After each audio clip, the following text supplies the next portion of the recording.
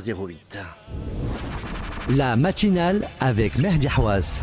De retour dans cette belle matinale de RTCI, la plus belle des radios. J'espère que vous allez bien. Si vous voulez nous rejoindre, on commence notre première interview ce matin. J'ai le plaisir d'accueillir un invité qui œuvre quotidiennement pour une cause essentielle, la lutte contre le cancer chez l'enfant. Je reçois le professeur Lotfi Kochbati, président de l'association tunisienne d'oncologie pédiatrique, l'ATOP, et chef du service de radiothérapie à l'hôpital Abdelrahman Memi à l'Ariana. Il est avec nous aujourd'hui pour parler d'un événement fort et symbolique, la deuxième édition de l'ATOP Run, qui se tiendra le 7 décembre à Nabeul, sous le slogan « Nous courons pour nos enfants ». Nejli men ajl atfelna en arabe, une course solidaire ouverte à tous avec plusieurs distances, 1 km, 5 km, 10 km, pour soutenir les enfants atteints de cancer et sensibiliser le public à leur combat. Professeur Lotfi Kochbati, bonjour et merci d'être avec nous. Bonjour et merci beaucoup. Merci pour l'invitation. C'est un plaisir d'être avec vous sur RTCI. Avec grand plaisir. Le plaisir est partagé, surtout pour la bonne cause. Pour commencer, si vous pouvez nous rappeler un peu la mission de l'association tunisienne d'oncologie pédiatrique, l'ATOP. Oui. Alors, l'ATOP, c'est l'association tunisienne d'oncologie pédiatrique qui s'occupe un peu de la recherche autour des cancers. Oui, de la recherche autour des cancers de l'enfant. Elle a été créée en 2006. Dans l'histoire des associations, c'est une jeune association.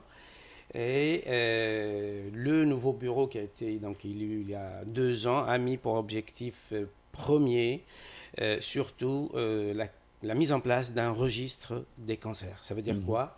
C'est-à-dire avoir des statistiques précises sur le nombre de cas de cancer de l'enfant en Tunisie, sur tout le territoire, le profil de ces malades, quel est le type de cancer le plus fréquent, comment ils sont traités, comment ils évoluent, pourquoi certains abandonnent le traitement. Ces données sont jugées par le bureau comme étant capitales pour établir une stratégie. Sans data, sans données précises, on va naviguer un petit peu de façon imprécise. Et donc, la création d'un registre, en fait, ce n'est pas un registre classique, parce que c'est l'État qui s'occupe du registre des cancers. Il y en a 3, dans le nord, dans le sud et au centre. Mais en fait, c'est une étude de registre. On s'est mis l'objectif de dire, entre juin 2024 et juin ou mai 2025, il y aura combien de nouveaux cas de cancer. Ça, c'est une plateforme qui a été mise en place grâce à la participation de beaucoup de donateurs. J'imagine. Et donc, ça commence. Le deuxième objectif, qui est très ambitieux, on espère pouvoir le faire, c'est la mise en place d'une plateforme de diagnostic précis. Basé sur la biologie moléculaire pour avoir un diagnostic précis sur les cancers. Et quand on a un diagnostic précis, on a un traitement ciblé, personnalisé. Actuellement, la cancérologie ne se conçoit pas sans traitement personnalisé qui vise à être plus efficace et moins toxique. Et c'est plus important pour les enfants quand on parle d'enfants, bien sûr. Bien sûr. Voilà. Docteur Kochbati, on en est où aujourd'hui avec la prise en charge du cancer de l'enfant en Tunisie ? Oui. Alors, on estime qu'on a autour de 300, peut-être 350 cas de cancer. C'est pas beaucoup, mais c'est un cancer qui a un impact social, psychologique très important sur la famille. Tabou, on peut dire tabou aussi. Parfois, oui. Mais aussi qui est méconnu aussi. C'est pour ça, d'ailleurs, un des objectifs de notre manifestation sportive, dont on parlera après, c'est de sensibiliser. Le cancer de l'enfant existe, mais ce qui est bien, c'est que, d'abord, c'est pas très fréquent, et puis, les traitements existent, et les traitements sont efficaces, et les taux de guérison, heureusement, sont importants, et sont même supérieurs au taux de guérison chez l'adulte. J'imagine si on le détecte tôt. Tout à fait. C'est ça le but de la sensibilisation. Quand le diagnostic est fait tôt, le traitement est efficace, il n'est pas très lourd et il donne de très très bons résultats. On parle de 70 à 80% de guérison. C'est rassurant. C'est très bien. Et surtout, maintenant, on s'occupe un peu plus de la vie après le cancer. Et donc, parce qu'on a de bons résultats, parce qu'on a de longs survivants, et donc il faudra penser à leur avenir à long terme, comment ils vont reprendre leur scolarité, comment ils vont reprendre la vie sociale. Se réintégrer, se réintégrer dans la vie de tous les jours comme Monsieur Tout le Monde. Et ça, ça a fait l'objet de l'année dernière d'une très belle manifestation. On a focalisé sur la vie après le cancer et c'était quelque chose de très sympathique et très instructif avec la participation de beaucoup d'enfants guéris qui étaient venus témoigner. C'était très important. Merci en tout cas pour comment dire, cet espoir à travers vos mots. J'imagine qu'il y a peut-être des familles qui sont atteints, leurs enfants, de ce cancer et il faut redonner l'espoir et rassurer aussi les gens et dire aussi qu'il faut aller consulter le plus tôt possible pour plus le cancer est pris tôt, plus on va guérir et mieux guérir. On va parler aussi de la Top Run de cette année. Cette année, elle marque la deuxième édition de la Top Run. Quel est l'objectif principal de cette course solidaire ? Oui, alors c'est la deuxième édition. La première a été faite au mois de septembre de l'année dernière. C'était à Tunis et c'était une très belle manifestation. C'était sympathique, voir des personnes qui courent, des enfants qui viennent courir aussi. Et on a considéré que sortir de Tunis, parce qu'il y a beaucoup d'événements à Tunis et c'est bien d'aller dans les régions. C'était ma deuxième question, pourquoi avoir choisi Nebel comme ville haute? Anticipé un peu. bien donc sûr. Le but principal, c'est de sensibiliser le grand public. Les cancers de l'enfant existent. Le diagnostic précis, comme vous l'avez dit, et précoce permet d'avoir de très très bons résultats. Donc il ne faut pas avoir peur, il ne faut pas le considérer comme un tabou. Ce n'est pas un tabou. Il y a des manifestations qui font appel et que la maman, le papa doivent donc amener l'enfant pour consulter tôt, même si tout signe n'est pas forcément en relation avec un cancer, mais ce serait bien quand on a une anomalie, d'aller vérifier. Et si on tombe, par malheur qu'il y avait un cancer, mais si on tombe sur le cancer à un stade précoce, les résultats sont réellement très encourageant et le traitement n'est pas très lourd. Que représente pour vous le slogan « Nous courons pour nos enfants » ? Ben oui, tout ce qu'on fait, c'est pour les enfants. Et courir, c'est une manifestation sportive. Et quand le sport et la santé se réunissent dans un événement... une belle alchimie. C'est une très belle alchimie, effectivement. Donc que ce soit... qu'on ait ou pas quelqu'un dans la famille qui est atteint de cancer ou pas, venir courir pour sa santé et pour soutenir les autres qui sont malades. Donc c'est la bonne cause et je pense que c'est... moi, j'ai découvert ce monde de RAN quand on a pensé au bureau l'année dernière de faire une manifestation de ce genre-là. Et quand j'ai vu l'engouement des gens, des groupes de RAN, c'est un monde merveilleux. D'ailleurs, depuis le 8 septembre, ma femme n'arrête pas de courir. Donc, elle s'est accrochée aussi. Elle s'est découverte un nouveau hobby. Une activité. Bien sûr. Des groupes très sympathiques, comme les Amis de la Marche, par exemple. Oui.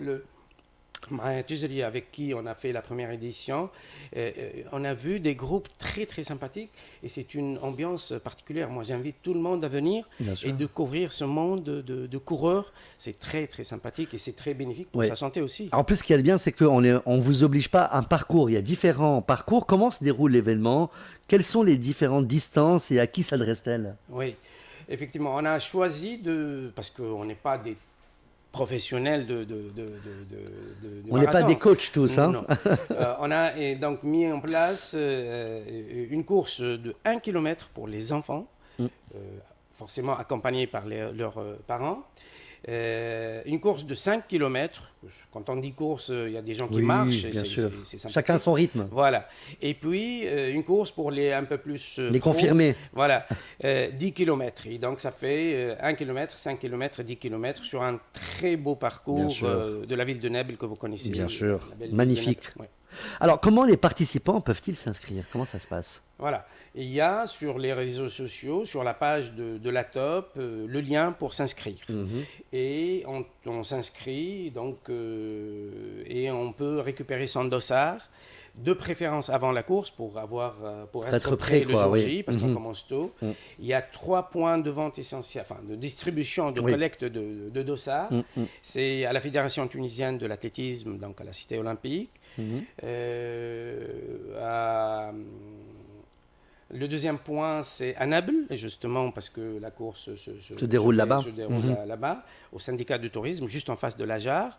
Et le troisième point de vente, je vais être obligé de dire, faire un peu de publicité, je m'excuse, parce que c'est un autre sponsor aussi qui nous aide, c'est California Gym Jardin del Mansa. Ils peuvent aller là-bas retirer leur dossard. Ils peuvent aller là-bas de 10h à 19h. C'est pour la bonne cause. C'est pour la bonne cause. Pour récupérer leur dossard. Est-ce que vous avez des objectifs en termes de participation ou de fonds collectés pour cette édition? Alors, l'année dernière, la première édition, on était surpris d'avoir un bon nombre. On estime que c'était une réussite. On était autour de 800 personnes. Très bien. Cette année, si on est autour de 700 000 personnes, ça serait fantastique. L'objectif, c'est pas forcément de collecter beaucoup d'argent, c'est pas notre mission. C'est pas la mission principale, on va dire. Mais s'il y a des gens qui veulent faire des dons, ils sont les bienvenus, oui, bien sûr. Bien sûr, ils sont les bienvenus. Mais c'est surtout de réunir des gens pour justement sensibiliser autour du cancer de l'enfant, des tumeurs pédiatriques. Voilà, donc pour la recherche aussi. Pour la recherche, parce que c'est important. Ça nous encourage, ça encourage la TOP de maintenir son programme et de réaliser ses objectifs de recherche autour des cancers de l'enfant. Voilà. On va parler un peu d'impact et de sensibilisation, c'est très important. Concrètement, comment les dons et la participation à cette course aident-ils les enfants malades? Alors, comme je l'ai dit au départ... Psychologiquement, j'imagine que ça aide les enfants? Alors, des enfants qui viennent ou des parents qui viennent voir des témoignages d'enfants qui ont été malades et qui ont été traités, qui sont guéris et qui viennent courir, c'est un impact psychologique très important. Bien sûr. Donc, de voir réellement donc, sur le terrain des enfants guéris et qui courent avec beaucoup d'envie, beaucoup de vie. Beaucoup de vie, voilà, beaucoup de vie. Et qui s'intègrent bien dans leur vie scolaire et sociale, c'est très important. L'autre impact pour la TOP, c'est que quand on a suffisamment de fonds pour aboutir avec le registre, c'est magnifique parce que c'est un projet de 2 ans au moins de collecte de données, de traitement de données, c'est très important. Et surtout, le deuxième grand projet qui est la plateforme de recherche de biologie moléculaire pour un diagnostic précis.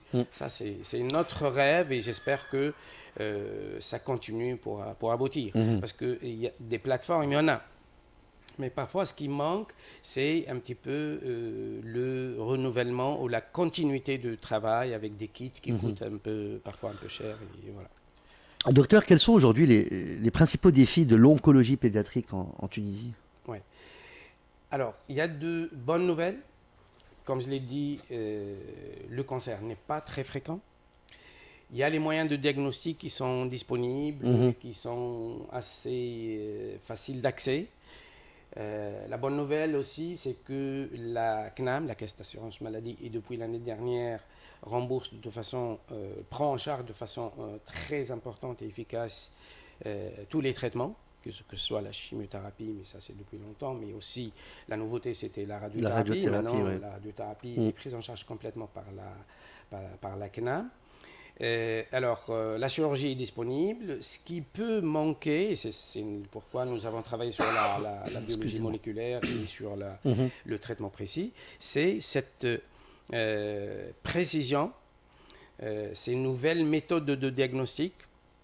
Parfois, on est emmené à envoyer de matériel biopsique à l'étranger pour cette étude, pour que le traitement soit précis. Donc, c'est ça notre défi, un diagnostic précis et personnalisé pour aboutir à un traitement personnalisé. Les nouveautés dans le traitement sont plus ou moins accessibles, mais ça nécessite aussi ce diagnostic précis. Donc, c'est toute une chaîne. Donc, voilà. Vous, docteur, en tant que chef du service de radiothérapie, quel progrès ou innovations ont marqué ces dernières années? Voilà. En matière de radiothérapie, de façon générale et pour les cancers de l'enfant, la Tunisie, maintenant, on dispose de machines très, très développées. et c'est tant mieux. Et quand la CNAM a autorisé donc, le remboursement, c'était aussi une bonne nouvelle. Oui. Et donc actuellement, on a des nouvelles techniques qui s'appellent l'IMRT, le VMAT, la radiothérapie stéréotaxique. Ce sont des techniques qui permettent un traitement très ciblé et donc traiter la tumeur sans endommager les tissus sains à côté. Et un enfant, c'est un être qui est en pleine croissance et chaque tissu, chaque cellule a de l'importance dans son développement. Donc, si on arrive avec les traitements ciblés de chimiothérapie, immunothérapie, thérapie ciblée, à être précis, et avec une radiothérapie précise et ciblée, l'enfant est guéri et il n'y a pas d'impact important de ce traitement. C'est pour ça qu'on pense plus au long terme, aux longs survivants, quelle est leur qualité de vie. Docteur, est-ce qu'il y a un besoin urgent en équipement aujourd'hui, en ressources humaines ou en soutien institutionnel ? Alors, bien entendu, il y a toujours une demande de faire mieux. Le ministère de la Santé a parlé à un certain moment de l'idée de mettre en place un centre de protonthérapie. C'est quelque chose de très ambitieux, à étudier avec beaucoup de rigueur pour éventuellement voir donc sa faisabilité. Et donc c'est un des moyens où c'est un type de radiothérapie qui s'adapte beaucoup plus aux tumeurs de l'enfant, mais c'est un projet, comme vous l'avez dit, à étudier avec beaucoup de rigueur, avec les différents intervenants et les spécialistes pour le voir aboutir. On espère que ça va arriver un jour en tout cas. Viendra, oui.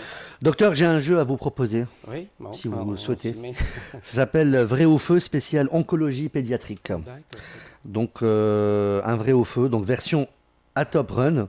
C'est simple, je vous donne une affirmation, vous répondez vrai ou faux et vous expliquez en quelques mots. Okay, très bien. Alors, le bloc 1, c'est mythe sur le cancer de l'enfant. Alors, le cancer chez l'enfant est très rare. Vrai ou faux? Bon, on va dire faux, il n'est pas très rare, mais il est rare. Un peu les deux, quoi. Voilà, 300, 350 cas, nouveaux cas par an. Le cancer chez l'enfant est toujours héréditaire. Faux. C'est faux. Voilà, très, très peu de cas d'hérédité en dehors de certaines tumeurs comme le rétinoblastome. Quand on a dans la famille, une tumeur oculaire, ça peut être aussi héréditaire, mais non, mais c'est pas faux. Le cancer pédiatrique se soigne mieux aujourd'hui qu'il y a 10 ans. Tout à fait vrai.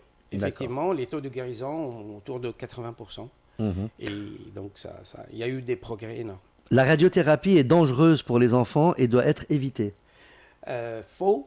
La radiothérapie, quand elle est bien indiquée, elle est très efficace. Je prends l'exemple d'une tumeur cérébrale. Sans radiothérapie, on ne peut pas la guérir. Les progrès, comme on en a parlé tout à l'heure, les progrès dans les techniques de radiothérapie maintenant permettent d'être efficaces et moins d'effets secondaires. La plupart des cancers de l'enfant n'ont pas les mêmes causes que ceux de l'adulte. Tout à fait vrai, effectivement. Les cancers de l'adulte, on connaît un peu les causes, le tabac, l'alcool, la sédentarité, tout ça. Chez les enfants, non, ce ne sont pas ces facteurs-là.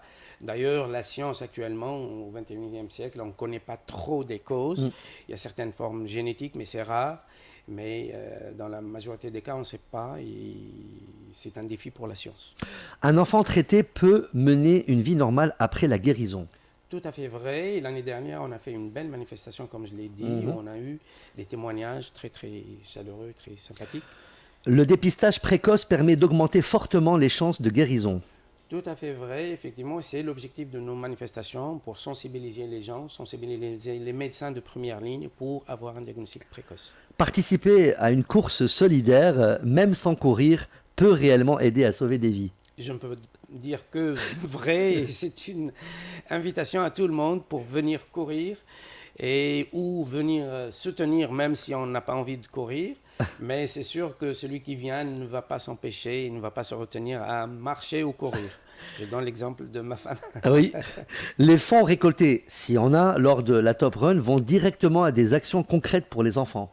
Effectivement, les objectifs sont clairs. Nous avons 2 grands projets, le registre et la plateforme de biologie moléculaire.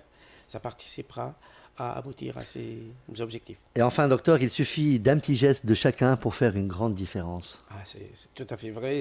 Merci de le dire et de le répéter. C'est notre objectif, effectivement. Professeur Lotfi Kochbati, merci pour votre présence et votre engagement. On rappelle que la Top Run, c'est le 7 décembre à Nabeul. Et c'est plus qu'une simple course, hein. C'est un geste de solidarité, une manière de rappeler que chaque enfant mérite les meilleures chances de guérison et que nous pouvons tous faire partie de cette chaîne d'espoir. Bonne continuation à vous et à toute l'équipe de l'association tunisienne d'oncologie pédiatrique. Merci beaucoup, merci, c'était très sympathique et c'est le message, j'espère qu'il est passé et j'espère voir beaucoup de gens venir soutenir ces enfants et courir pour leur santé et pour les autres. Merci encore une fois, docteur. Il est 9h28. Dans quelques instants, c'est la boîte à outils de Sehla Boujalben. Et on reçoit juste après, ça sera place au droit avec maître Mouad Bjewi, avocat près de la cour d'appel.